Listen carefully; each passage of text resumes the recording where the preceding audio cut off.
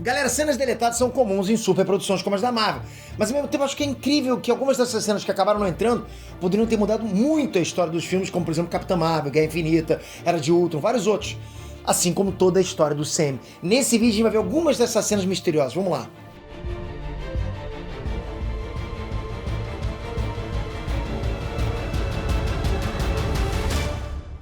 Internet Transpector aqui e vamos direto para as cenas que poderiam ter mudado tudo na história do Sam. Yon-Rogg e a Inteligência Suprema.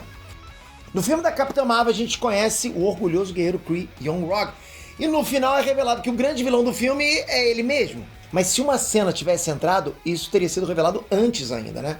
Tem uma cena cortada onde o Yon-Rogg ele vai falar com a Inteligência Suprema que rege os Kree e essa inteligência se apresenta para cada pessoa com a forma da pessoa que ela mais admira. No caso do Yon-Rogg, a Inteligência Suprema viria com a forma dele próprio, o que diz muito sobre a mentalidade dele, né?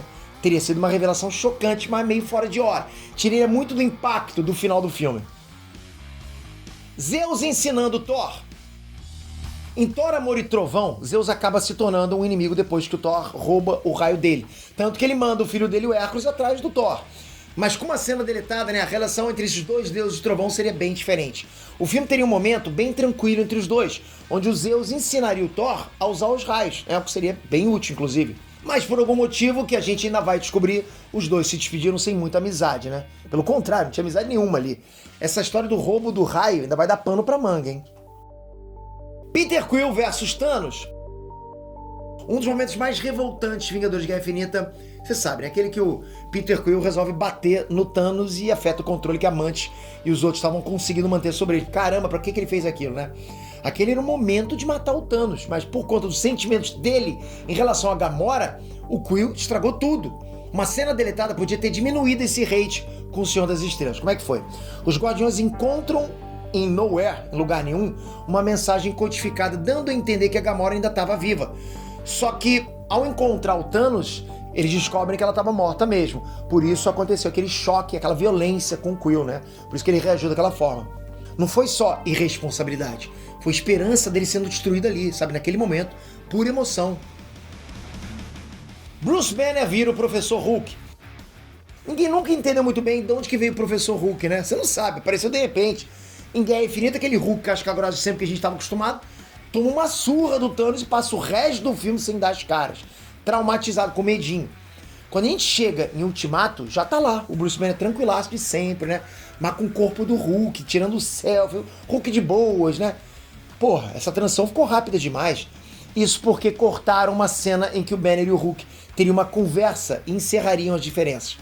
Foi isso, na verdade, que permitiu que a mente do Banner continuasse no controle, enquanto o corpo do Hulk, muito mais poderoso, se manifestava. Será que um dia vai rolar um flashback dessa cena deletada? Pô, seria maneiro demais de ver isso, né? Tô torcendo. Tony e Morgan Stark na Joia da Alma. Um dos cortes mais famosos do Sam rolou em Ultimato e é relacionado à morte do Homem de Ferro. Então assim, em vez de simplesmente morrer depois de usar a Joia do Infinito, uma cena mostraria o Tony Stark indo para dentro da Joia da Alma, onde a Gamora teve alguns momentos, né? Ali ele encontraria uma versão adulta da pequena Morgan Stark, que é a filha dele com a Pepper Potts. Numa conversa até bem bonita, a morte do Homem de Ferro ganharia um novo sentido, mais profundo, mas talvez menos impactante do que a versão final do filme, né, que todo mundo viu. Demolidor e Armor Wars em Homem-Aranha 3. A participação do Demolidor, né, em Homem-Aranha Sem Volta Pra Casa foi um easter egg até divertido pra caramba, né? Mas ela deveria ter sido ainda mais impactante. Por quê? Porque haveria um momento onde o Matt Murdock atuaria de fato como advogado do Peter Parker. E aí diria no tribunal que as ações do herói não tinham nenhuma ligação com a tecnologia perdida.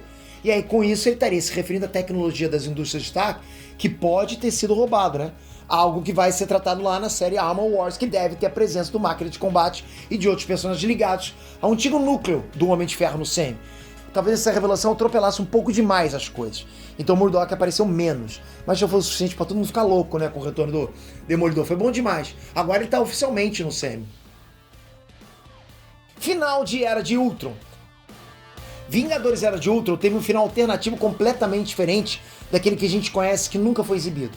Nesse final, a formação dos Vingadores aparecia um pouco diferente. Sabe? Contando ali com Mercúrio, que acabaria não morrendo naquela cena clássica, E também com a Capitã Marvel, queimando a largada um pouquinho na cronologia, né? Aparecendo na frente na cronologia do Sam. Isso traria mudanças importantes, não só em relação aos Vingadores, né, com a presença da Carol Danvers mais cedo do que a gente estava esperando, mas também em todo o arco da Wanda Maximoff. A Feiticeira Escarlate até poderia perder o Visão mais pra frente, mas teria o Pietro Maximoff ao lado dela por mais tempo. Isso provavelmente faria muita diferença, provavelmente toda a diferença na história dela, que todo mundo lembra bem como é que foi. Revelações de Nick Fury. E provavelmente a cena cortada mais bombástica de todas é uma lá no primeiro filme, ok? Homem de Ferro, os primórdios do Sam. Quando esse filme saiu em 2008, o público não imaginava que se formaria um universo cinematográfico tão grande ao redor dele. E mesmo os idealizadores de tudo isso poderiam até ter um início em mente, mas não sabiam a proporção que isso ia tomar.